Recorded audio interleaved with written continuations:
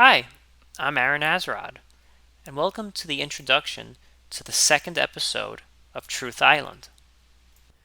It is recommended that you listen first to this brief introduction on Philosopher Kings so that you may gain a better understanding of our discussion.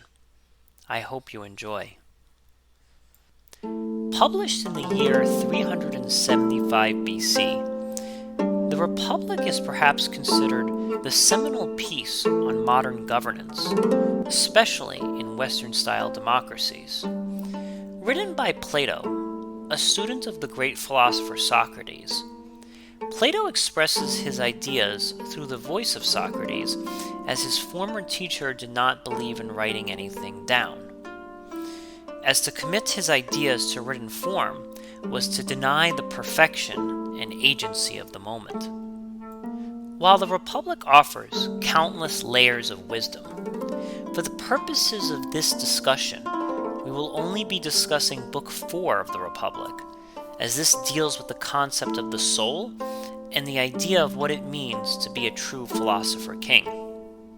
Socrates, in the beginning of Book 4, points out the absurdity of painting someone's eye the color purple instead of black, as although purple might be a more beautiful and regal color than black, Socrates argues, what is the point of drawing an eye purple when it ceases to look like an eye? The analogy extends to the modern-day politicians of Athens and perhaps other parts of Greece, where much like our society, rulers and politicians were known for sporting extravagant carriages, wearing fine clothing, and dwelling in ostentatious homes. For Socrates, these conspicuous displays of wealth detracted from the nature of what a politician or ruler ought to be doing: governing.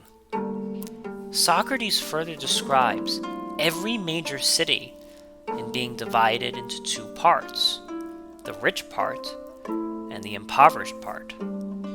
Socrates further argues that neither one of these states is optimal for a society to function, as a man that is too poor will be unable to do the things that are required of him. For example, a pot maker cannot be expected to make fine pottery when they are unable to afford the tools needed to complete the job. Conversely, a person that has become too rich no longer has the hunger or desire to create splendid things once they have achieved fame and fortune. Thus, the ideal state, especially for rulers, is to be neither too poor nor too rich, as this preserves the burning desire in people to achieve, yet at the same time provide the bare necessities in order to obtain their objectives. Socrates then goes on to speak about the nature of souls. In the Socratic view of the world, everyone is endowed with a specific soul or intrinsic nature which calls them to a higher purpose. For Socrates, each person is gifted with a talent for something, which in turn influences the vocation in life they should pursue. While the number of jobs available in an ancient Greek city-state were certainly more limited than our post-industrial societies, it's easy to draw comparisons to the kids you probably knew growing up who were gifted in math, displayed an incredible aptitude in art, or exhibited great skills with a guitar. What's even more beautiful about Plato's order is that it was not dependent on birth order or social class at all. Under the theory of souls, one could have parents that were rulers, but produce offspring that were better suited somewhere else in society.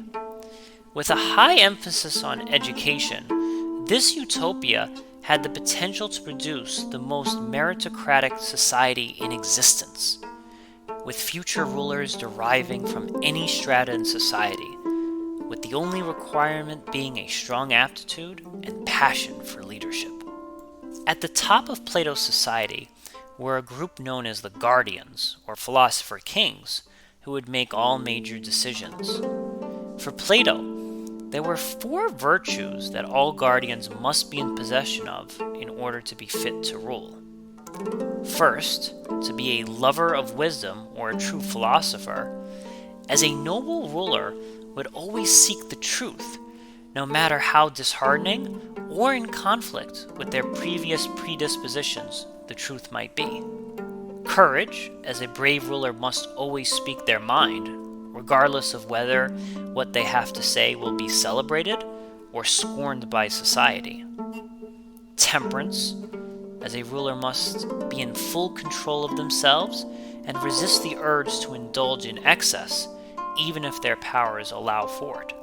And finally, the highest of all virtues being justice, as only a just ruler can operate in such a way that they do not steal from the treasury, engage with corruption, or any other behavior that is unfair and contrary to the needs of a just society. However, much like in our own times, Socrates notes that many forces remain actively at work to undermine the virtue of justice, namely a group in ancient Greek society known as the poets. The poets would travel around, often accompanied with a lyre, and tell stories of womanizing, debauchery, glories in war, wealth, intoxication, and other vices that were capable of corrupting the youth. Ironically, the same crime that Socrates would later be charged with. In fact, Socrates goes so far to say that a single chord played incorrectly could lead to an entire generation of youth that would become lawless, disrespectful, and grossly incapable of upholding a virtuous society. While that may seem extreme, the work of a good poet or artist is often to captivate the listener with tales of fantasy and idealism. The ideals which often shape these stories or poems can have a significant impact on what a society chooses to follow. Socrates further adds that legislation alone can do nothing to curb corrupt behavior, as when one head of a hydra is removed, another soon takes its place.